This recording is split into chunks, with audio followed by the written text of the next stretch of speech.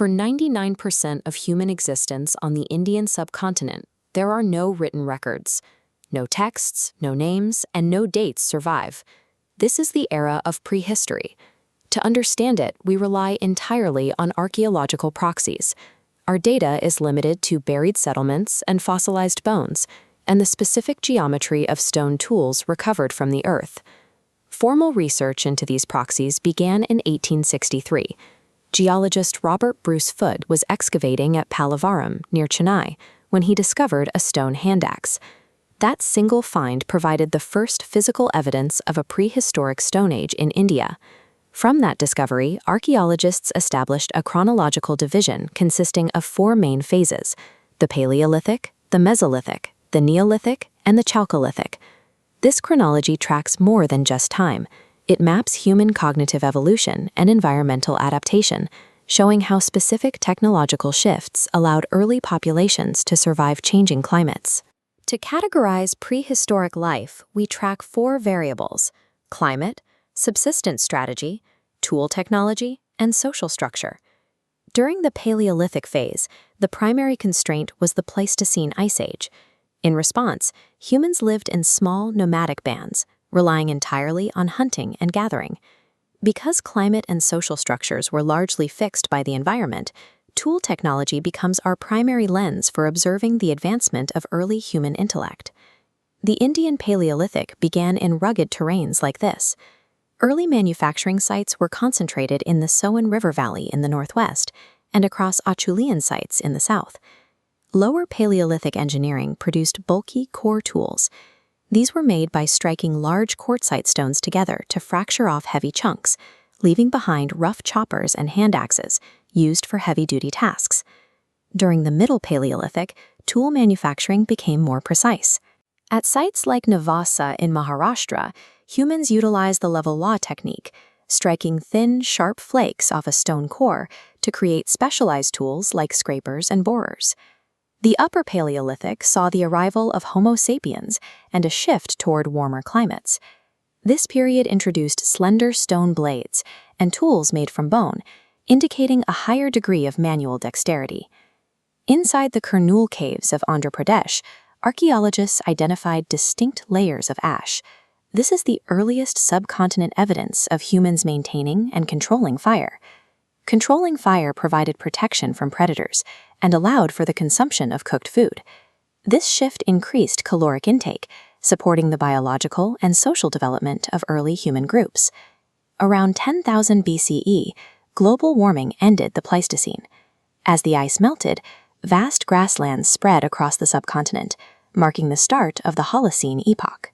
This new environment favored fast-moving herbivores like deer, sheep, and goats. Hunting these animals required a total redesign of traditional stone weapons. The result was the microlith. These tiny stone blades, often only 1 to 5 centimeters long, were hafted onto wooden or bone handles to create composite tools like spears and arrows. To hunt effectively, humans began tracking animal breeding cycles. This close interaction led to the first domestication of dogs, sheep, and goats, with the oldest evidence found at sites like Adamgard and Bagor. Managing herds required reliable access to water and grazing land. This necessity disrupted the nomadic cycle, leading humans to establish semi-permanent settlements along river basins. This transition culminated in the Neolithic Revolution. For the first time, humans moved from being food gatherers to food producers, a shift that fundamentally altered the structure of human society. Mehrgarh in Baluchistan is the site of the earliest known agriculture in South Asia. The cultivation of wheat and barley required farmers to remain in one location for the entire growing season, leading to permanent residency. Sedentary farming required specialized implements. Humans developed polished tools, such as this stone celt, which were ground down to create smooth, durable edges for clearing land and processing grain. Architecture also evolved to meet environmental challenges. At Birza Home in Kashmir, archaeologists found subterranean pit dwellings. These earthen structures were engineered with internal hearths and stairs to protect inhabitants from the harsh winter. Agricultural success created food surpluses, necessitating the invention of wheel-turned pottery for storage. This period also saw the emergence of woven textiles made from cotton and wool. Prehistoric art at Bhimbetka captures this social evolution.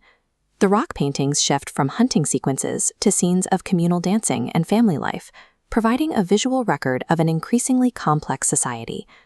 The combination of permanent housing, food storage, and communal art indicates that humans had moved beyond simple survival and were now designing complex cultural systems. The final phase of prehistory is the Chalcolithic. This period marks the first integration of copper metallurgy alongside traditional stone tools. Regional civilizations began to develop their own distinct signatures, such as the Ajayamukar Valley settlements in West Bengal. Excavations at Pandu Rajar Dibi reveal advanced town planning and drainage systems. The site is characterized by black and red ware pottery and a specific north-south orientation in its burials. Evidence suggests these settlements were connected to long-distance trade networks reaching as far as the Mediterranean via the Ganga and Ajay rivers. Artifacts from Pandu Rajar Dibi reveal an interconnected web of economic nodes that managed surplus and logistics well before the emergence of large-scale historic states. The completed matrix illustrates a clear progression. We see the Paleolithic struggle against the Ice Age transition to the Neolithic ability to produce food and build permanent villages. Key milestones include fire at Kurnool and early animal domestication at Bagur and Adamgar. Agriculture began at Mehrgarh, pit dwellings at Burzahom, and early copper at Pandu Rajar Dibi. The archaeological record tracks an incremental accumulation of specialized knowledge. Over millions of years, tool technology reflects a gradual functional expansion of human influence over the natural environment. The development of agricultural surplus and trade networks during prehistory created the necessary conditions for the rise of cities. These prehistoric advancements were the direct precursor to the Indus Valley Civilization. The systems established by Neolithic and Chalcolithic communities provided the foundations for the urbanization and social complexity of the historic era. The developments of prehistory provide the structural foundation for all subsequent eras. These millennia of lithic and agricultural evolution form the bedrock of the modern Indian subcontinent.